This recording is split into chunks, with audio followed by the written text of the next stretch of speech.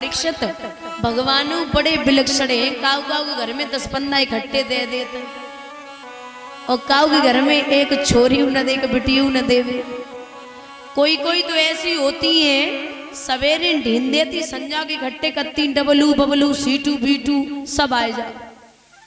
और तो और छोड़ो, मोमबत्ती बुझावे क्यों फुर्सत ना मिलती।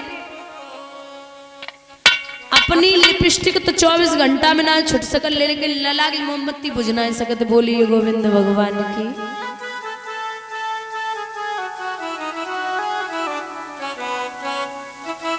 तो खुद को भले ही कम सजाओ, लेकिन संतान को देखो कि वो क्या कर रही है। और बाहर अगर जा रही है खेलने तो कम से कम साफ सफाई से बाहर भेजो। अच्छा, माताओं की एक आदत हो गई है, ये माताएं अपने बच्चे को बोतल में दूध देती हैं। एक बात याद रखना, बचपन में दूध वाली बोतल और जवानी में ठेका वाली और बुढ़ापे पे सिरप वाली जिंदगी बोतल छोड़वे वालो है ना। जब बोतल से दूरी रखो।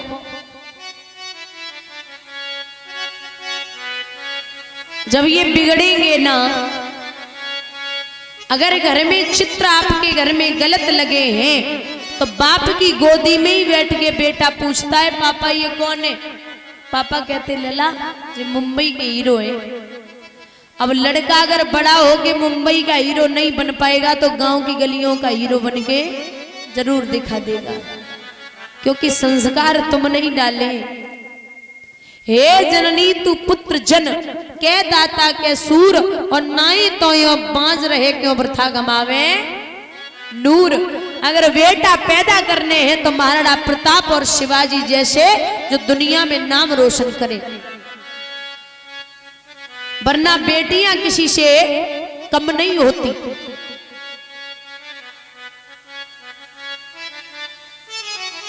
अब चिंता लोगों को ये हो जाती है कि अगर घर में बिटिया पैदा है गई तो 10-15 लाख रुपए कहां से आएंगे, क्योंकि अब महंगाई का जमाना है और लड़के वाले मांगते भी बहुत हैं। थोड़ा बहुत नहीं मांगेंगे, अगर आप अपनी जमीन जायदाद बेच के भी दे दो ना तो पता यही उनके मुंह से निकलेगा, कुछ ज्यादा नहीं मिल पाया।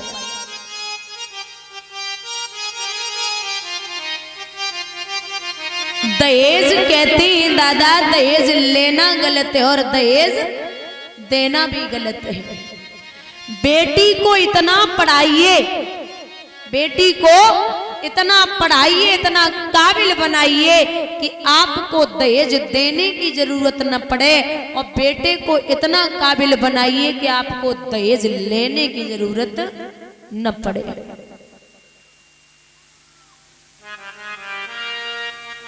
आजकल देखा है हर जगह माता बहनें परेशान है। एक पिता के 3 बेटियां थीं और 3 बेटियों में वो सबसे बड़ी बेटी की शादी कर रहा था। तो दामाद वही बारौठी हो रही थी तो रूठ गया, बोले हमें 4 व्हीलर चाहिए, गाड़ी चाहिए। तो ससुर जी बोले बेटा अब गाड़ी कैसे दें, तुम्हें पता है कि हमारे 20-25 हजार की नौकरी है और ज्यादा पैसा भी नहीं है। अगर मैं आपको दूंगा तो 2 बेटियां और हैं, उनको भी देनी पड़ेगी, क्योंकि बेटियां तो तीनों बराबर है, मैं नहीं दे सकता। तो वो दामाद कहने लगा अगर आप गाड़ी नहीं देंगे तो मैं बारात वापस ले जाऊंगा, शादी नहीं करूंगा। पिता ने पगड़ी उतारी और दामाद के पैरों पे रख दी, बेटा इज्जत का सवाल है, आप वापस मत जाइए। यहाँ वहां से पैसे इकट्ठे किए और इकट्ठे करके पैसे अपने दामाद को गाड़ी दी। गाड़ी देके जब विदा किया है तो सुबह ही सुबह अपनी पत्नी को उठाया लड़के ने और जवाब दिया, चल मंदिर चलना है दर्शन करने। बोली चलो। तो आगे बढ़िया तरीके से पत्नी को बिठाया और मंदिर दर्शन करने के लिए चला। अब गाड़ी इतनी स्पीड में है, बराबर भगा रहा है, तो जवाब दिया पत्नी ने, महाराज धीरे चलाइए, धीरे चलाइए, आप जानते हैं इतनी चलानी नहीं आती, आप धीरे चलाइए। अब धीरे कैसे चलाएं, खुद के बाप को तो रुपया लगो ना, खुद के बाप को अगर लगो हो तो वे धीरे चलाएं। अब बिटिया के बाप को रुपया लगो बामे सो वे भगाई जाए रे। आगे मंदिर था, मंदिर के पास पहुंचे तो भिखारी रोड पार कर रहा था। भिखारी विकलांग था, बैसाखी लिए सहारा लेके और रोड क्रॉस कर रहा था। तो साहब की गाड़ी इतनी स्पीड में थी, दादा जब तक पत्नी ने कहा नाथ कंट्रोल कीजिए, महाराज कंट्रोल कीजिए, तब तक तो भिखारी के इतने छूने से रह गई। अब गलती खुद की नहीं मानी, साहब ने गाड़ी की खिड़की खोली और गुस्से में निकले, जवाब दिया, क्यों रे लंगड़ा तो है ही, अंधा भी हो चुका, अरे इतनी बड़ी गाड़ी तुझे दिखाई नहीं दी। भिखारी हाथ जोड़ रहा, साहब गलती हो गई, हमें माफ कर दो। ऐसे कैसे माफ कर दूं, अगर ये गाड़ी टूट जाती तो इसका हर्जाना कौन तेरा बाप देता? अरे तेरे जैसे भिखारी रोज मरते, तुझे पता भी है कितनी महंगी गाड़ी है। भिखारी हाथ जोड़ रहा, साहब गलती हो गई, एक बात बता, अगर ये टूट जाती तो कौन देता?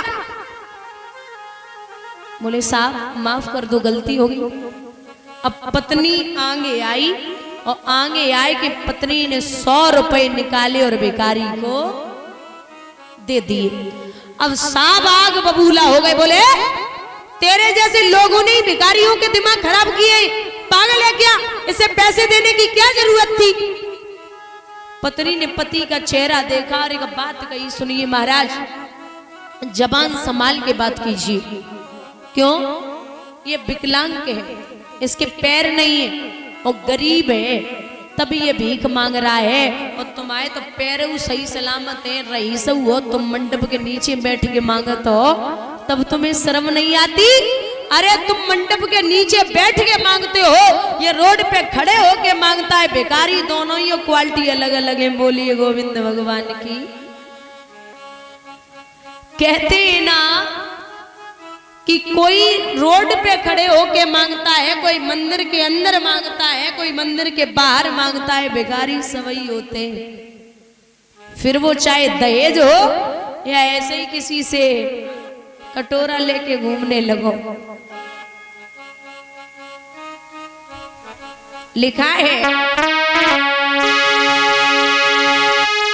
ओ दहेज के ठेकेदारों, तुम्हें अकल कब आएगी, और ये दहेज की बीमारी भारत से किस दिन जाएगी।